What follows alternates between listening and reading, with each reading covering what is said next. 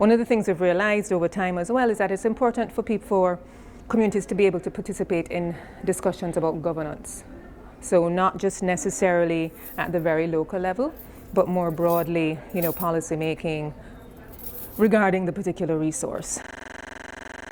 A climate change policy had been developed for the country. I think an external person came in and sort of did their thing, and the country stakeholders, the government stakeholders, weren't very happy with what had been done. And interestingly, I mean, so a lot of the times when we think about, the demand for participatory approaches, we think that is, it's always civil society pushing for participation. And in the case of Montserrat, I mean, they really in that country have a culture of participation. So we saw where Montserrat was actually demanding and saying, no, we need a more participatory process. CANARI was able to go in.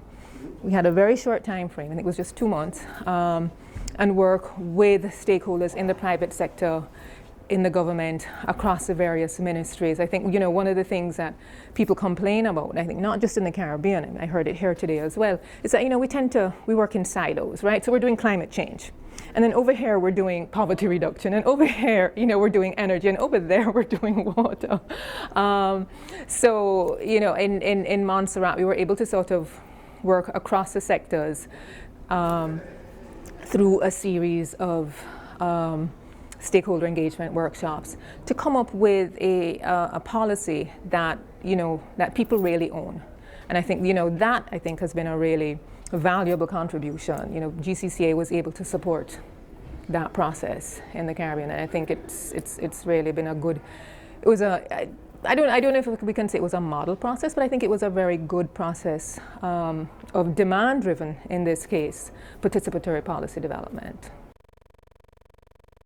We've also used participatory three-dimensional modeling, where we bring communities, user groups together with scientists, with technical specialists, and develop a three-dimensional to scale geo-referenced model. It's basically a paper-mache model that you end up with, and you use yarn and whatever else. But because people, where you live, right? You know the things around. If you're a fisher, if you're a farmer, you know the coastline, and they can put that on a map.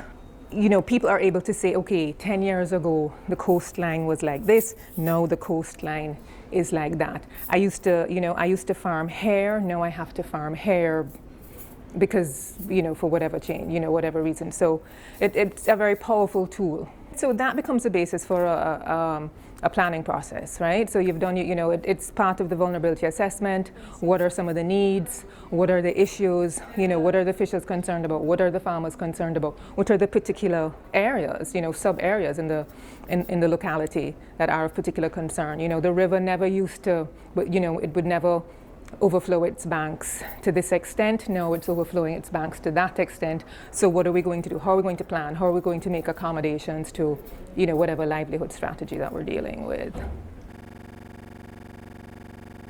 I think donor agencies, external agencies, programs like GCCA, I think can sort of help to push that participation agenda and help to do it in a way that participation gets translated into something meaningful and not just a box-ticking exercise where it's, we've had our stakeholder consultation, because everybody does that now, right?